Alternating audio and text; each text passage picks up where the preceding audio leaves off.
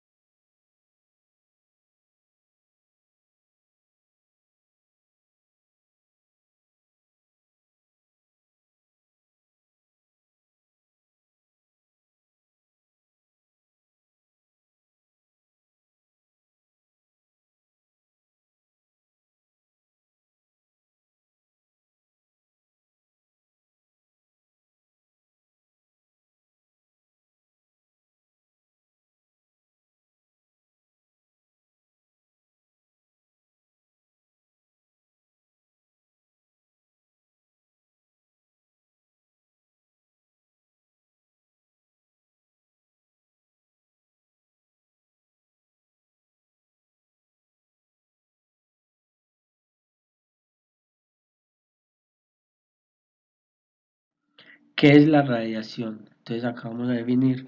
Según la Organización Mundial de la Salud, OMS, la radiación ionizante es un tipo de energía liberada en átomos en forma de radiación electromagnética, rayos gamma o rayos X o partículas alfa y beta o neutrones. Entonces, como vemos en la imagen, tenemos la radiación no ionizante, que es la que es en baja frecuencia. Entonces vemos que tenemos lo que son los radios, los microondas, infrarrojo, luz visible y ultravioleta. La radiación ionizante es la que es de baja frecuencia. Entonces tenemos lo que son los rayos X, gamma, cósmicos.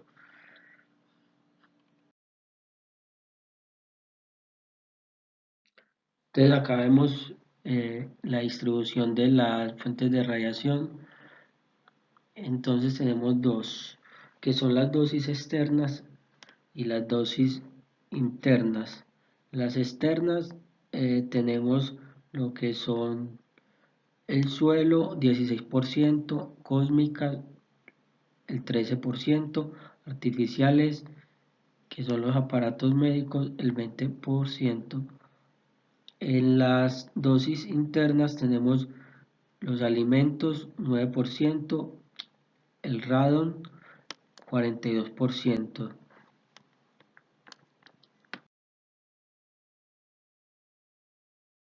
¿Cómo nos afecta la radiación?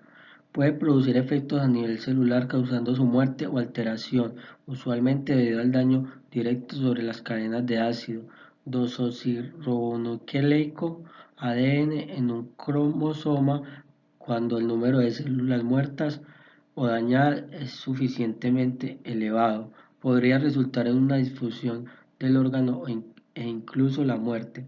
Otro daño puede afectar el ADN sin destruir la célula y usualmente se repara por completo.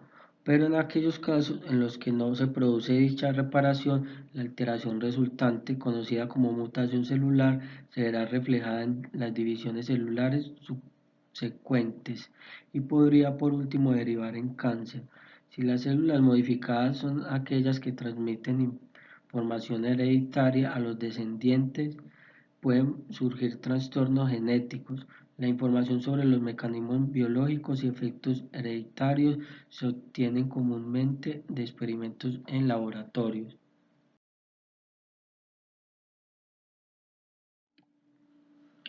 Causa de daños por radiación en cadenas del ADN.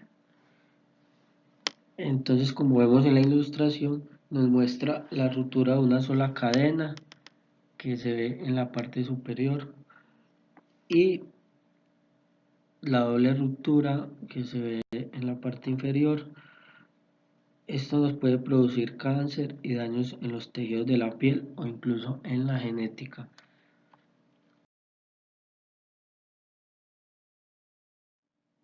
Efectos en los humanos. Los efectos tempranos en la salud son causados por un daño, muerte, celular extensa, como por ejemplo quemaduras en la piel, pérdida de cabello o trastorno de la fertilidad. Estos efectos en la salud se caracterizan por un umbral relativamente alto que debe cederse un corto periodo de tiempo para que aparezca el efecto.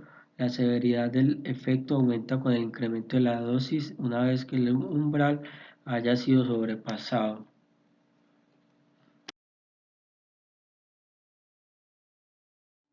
Efectos en niños. Entonces aquí tenemos en la imagen lo que es las afectaciones en el cerebro, en la piel, en las tiroides, mama, médula ósea. Los niños y adolescentes menores de 20 años expuestos a la radiación tienen alrededor del doble de probabilidades de contraer un tumor cerebral que los adultos expuestos a la misma dosis. Se ha observado un riesgo similar de cáncer de mama entre las niñas y adolescentes menores de 20 años expuestas a la radiación. Entonces tenemos lo que son las mujeres embarazadas y el riesgo para esto es muy alto ya que el bebé puede presentar malformaciones ocasionando su muerte y la de su madre. Entonces acá vemos en la imagen eh, que nos indica que no se debe hacer investigaciones sobre las pacientes gestantes.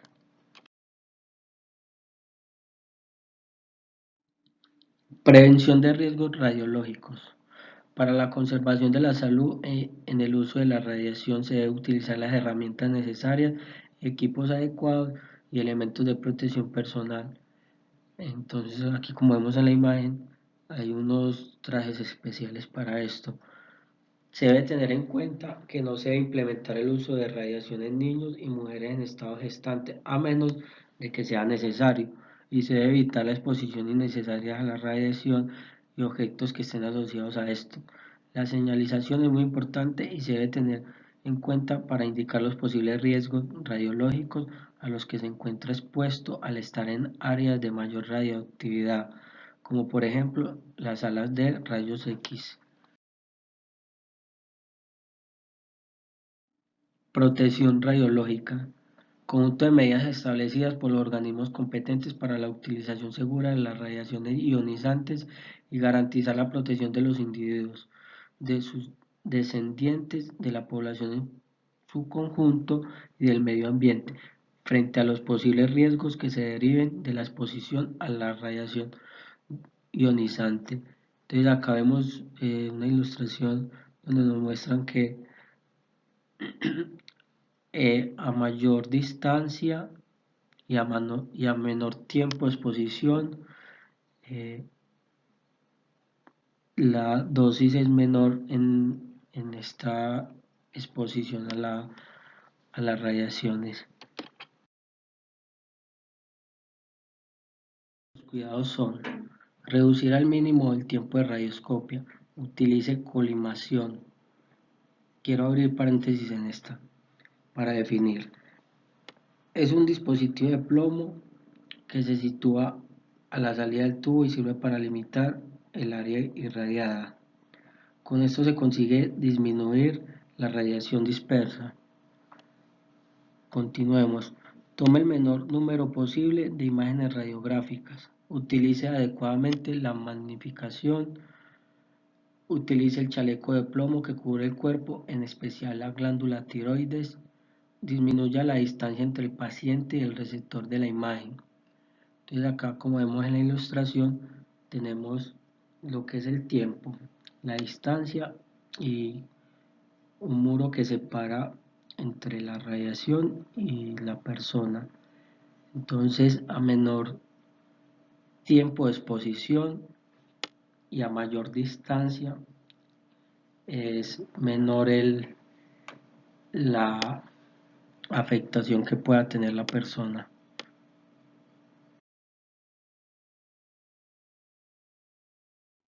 A continuación, los 10 correctos en la administración de medicamentos.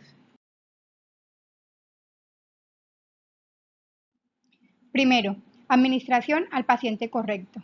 Constatar la identidad del paciente mediante interrogación y en pacientes graves, sedados o intubados debe utilizarse el brazalete o pulsera de identificación, corroborándose con el familiar o acompañante, el nombre completo, la fecha de nacimiento, el número de cama. Corroborar con el diagnóstico y evolución del paciente. El segundo correcto, administrar el medicamento correcto. Comprobar que el medicamento que se va a aplicar sea el prescrito por el médico. Verificar la fecha de vencimiento. Verificar la vía de administración del medicamento. Rotular las jeringas si el medicamento se ha de administrar con ellas. Si existen dudas, no administrar el medicamento. Número 3. Administrar la dosis correcta. Comprobar 2 veces la dosis farmacológica. En caso de parecer inapropiada, volverla a confirmar. Comprobar que la dosis prescrita con la dosis de la historia clínica sean iguales. Y lo más importante, administrar la dosis exacta al paciente.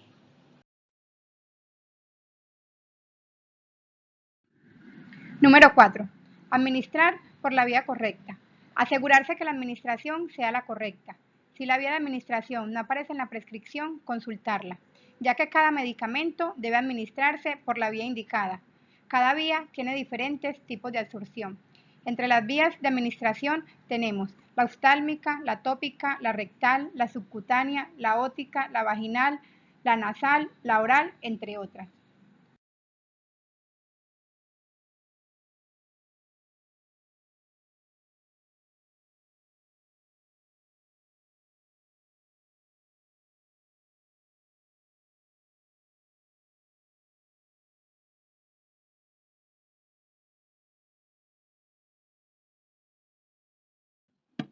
Número 5. Administrarlo a la hora correcta. Corroborar que sea la hora indicada para la administración del medicamento. Prestar atención a la hora de administración del fármaco, dado que las concentraciones terapéuticas dependen de la constancia y regularidad en los tiempos de administración. Recordemos que cada 4 horas son 6 veces al día, cada 6 horas son 4 veces al día, cada 8 horas son 3 veces al día y cada 12 horas son 2 veces al día. El sexto correcto. Verificar fecha de vencimiento del medicamento. Este punto se explica por sí mismo. Si un medicamento está vencido, no actuará con eficacia debido a que habrá cambiado sus propiedades físico-químicas.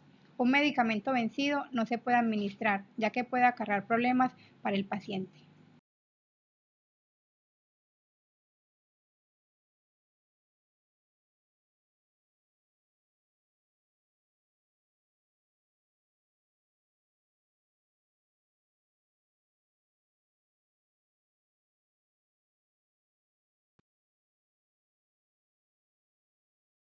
Número 7. Educar e informar al paciente sobre su medicamento. En un lenguaje claro y sencillo, informar al paciente qué medicamento se le va a administrar, la acción del mismo y la razón por el cual se le suministra.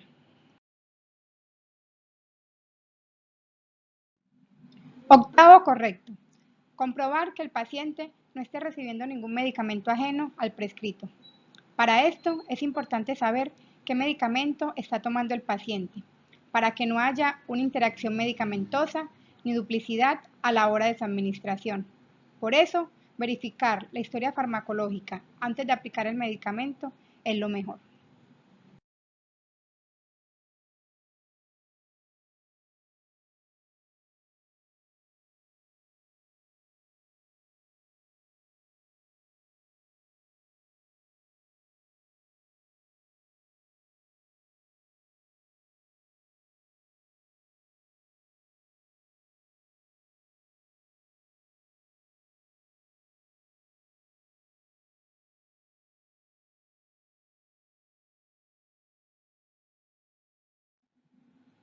El 9 correcto. Indagar sobre posibles alergias a medicamentos y estar enterados de posibles reacciones adversas.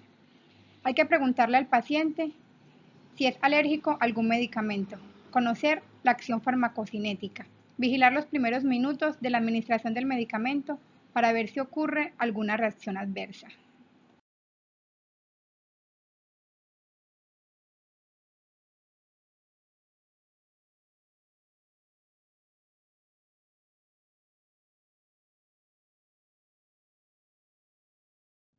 Y el 10º correcto es preparar, administrar y registrar el medicamento. Primero, preparar el medicamento asignado, administrar lo que se preparó y registrarlo inmediatamente en la historia clínica del paciente.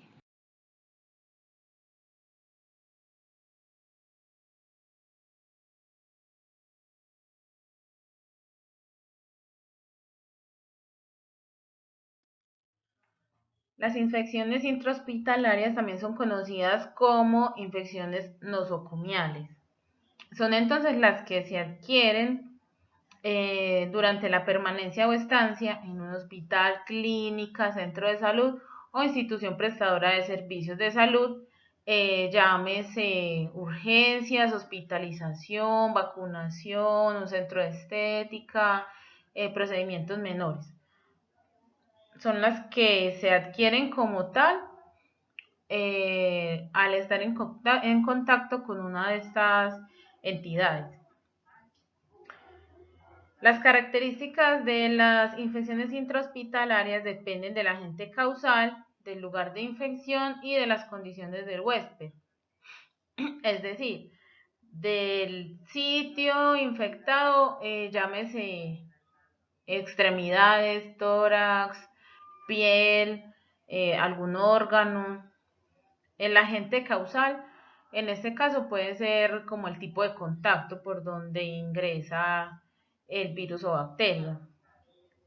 Y las condiciones del huésped son las condiciones como tal de la persona, es decir, persona sana o persona que tiene algún antecedente personal previo, persona que llega para hacerse algún procedimiento, persona que de pronto sea inmunosuprimida, y todas estas características son las que dan las condiciones del huésped para promover entonces una infección.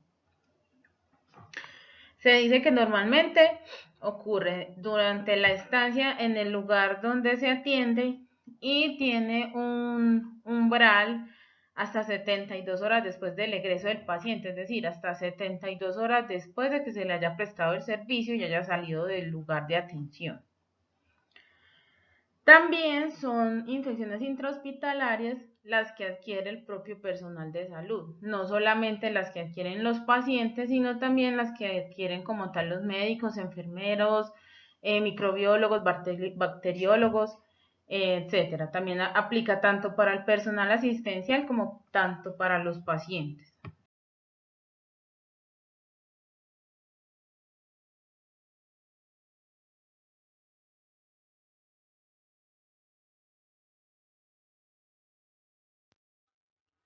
Cuando hablamos de agente etiológico, nos referimos al elemento que propicia el desarrollo de una enfermedad. En las infecciones intrahospitalarias pueden ser de tipo bacteriano, micótico, viral o parasitario. Y estas son las generadoras de infecciones en estos medios. También tienen unas clasificaciones. Patógenos convencionales, que son aquellos, por decir de cierta manera, los comunes, los que le pueden dar a cualquier persona en estado normal de salud, como por ejemplo las gripes, las diarreas, que son personas que están normal, al hacer contacto con el agente adquieren la enfermedad, después del periodo de incubación y de enfermedad les pasa y quedan nuevamente otra vez en su estado de salud normal, por decirlo de alguna manera.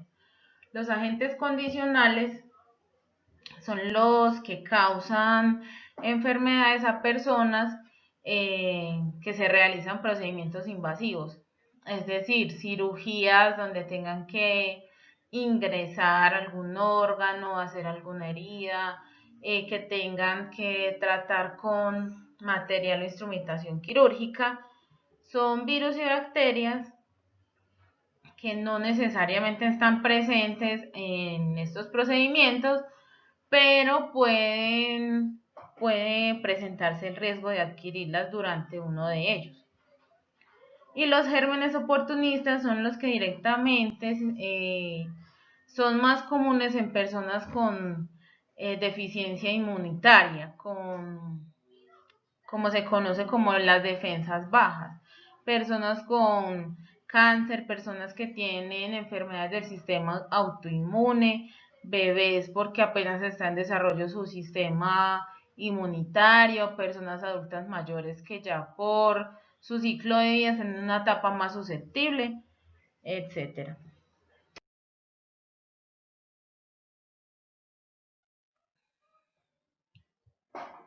Las cifras en cuanto a frecuencia de presentarse infecciones intrahospitalarias actualmente se encuentran por un 5%, pero esto depende de la fuente y depende de los valores diarios y del programa de vigilancia epidemiológica de cada institución prestadora de salud.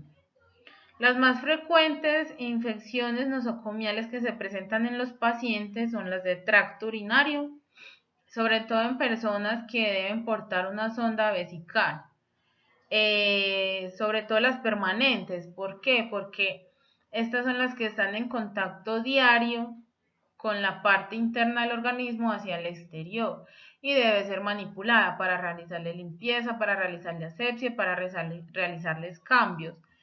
Esto genera entonces un riesgo para el paciente porque no está exento de irse alguna bacteria o algún virus al momento de realizar la manipulación del equipo. Las infecciones del tracto respiratorio, por ejemplo las neumonías, son más frecuentes en los pacientes que deben estar en contacto directo con mecanismos de ventilación mecánica, aparatos de ventilación, pacientes que no pueden respirar por sí mismos y deben estar conectados a una máquina todo el tiempo. También están en riesgo por lo que les mencioné anteriormente, porque son equipos que deben estar diariamente realizándose una revisión, un cambio, una limpieza y una manipulación. La causa quirúrgica que ya les comenté, pacientes que han salido de cirugía, se les ha hecho algún procedimiento invasivo. Y las bacteremias, estas están más relacionadas con cateterismos, es decir, con punciones. Más que todo, las conocidas canalizaciones, que es cuando hay que pasar líquidos, medicamentos por vía venosa o arterial. Entonces esto, como está conectado directamente con los vasos sanguíneos, son propensos o son más frecuentes que se presente este tipo de infecciones a nivel sanguíneo.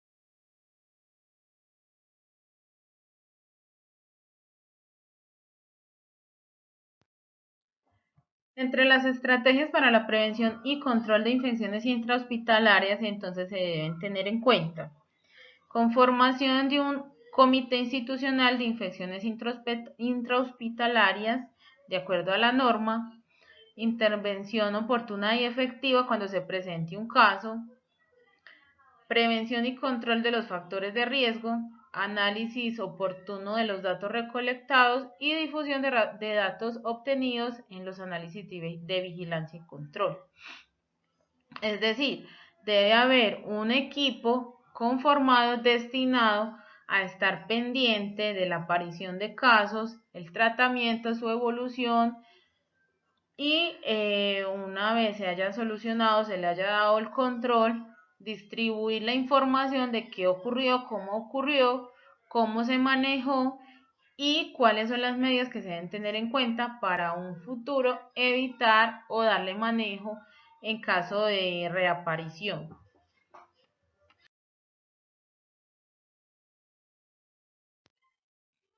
Las medidas principales entonces destinadas a disminuir o evitar infecciones nosocomiales o intrahospitalarias están enfocadas entonces a lo siguiente.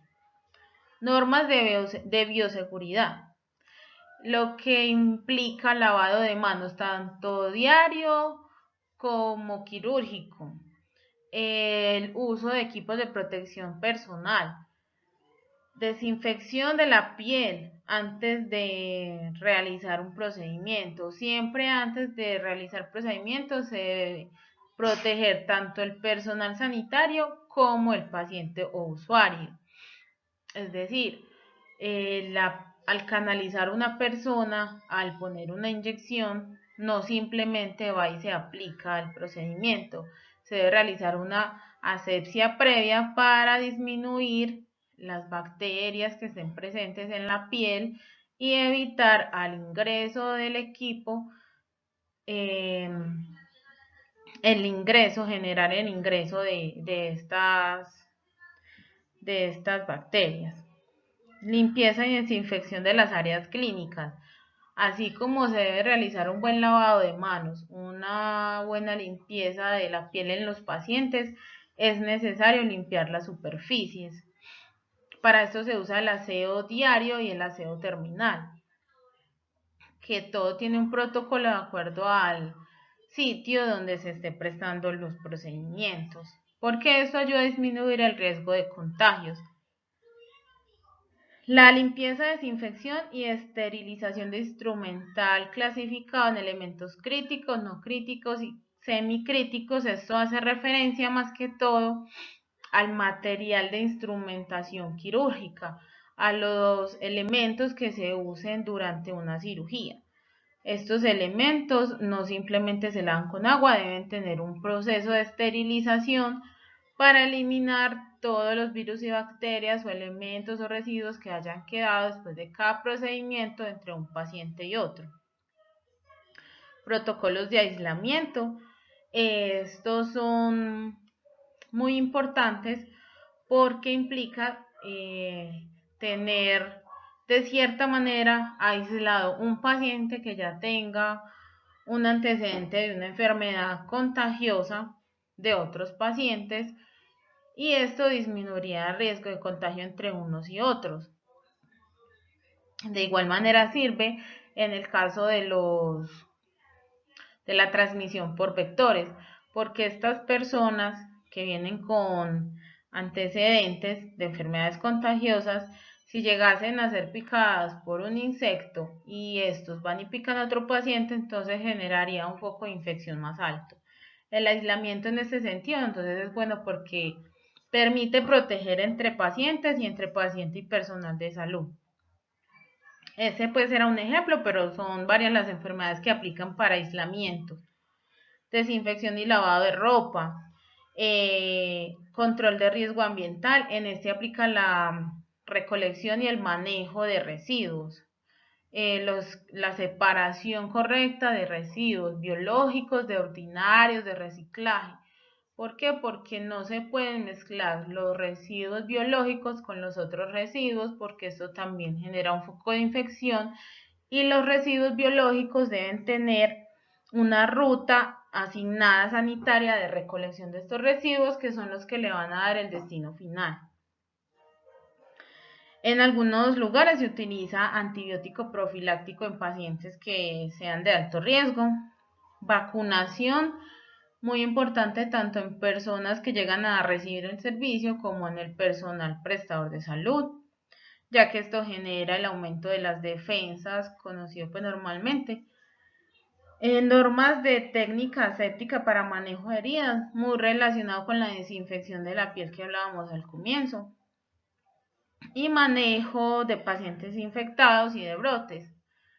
Esta última parte también es muy importante tenerla en cuenta, estar informando al personal de vigilancia epidemiológica del lugar prestador de salud.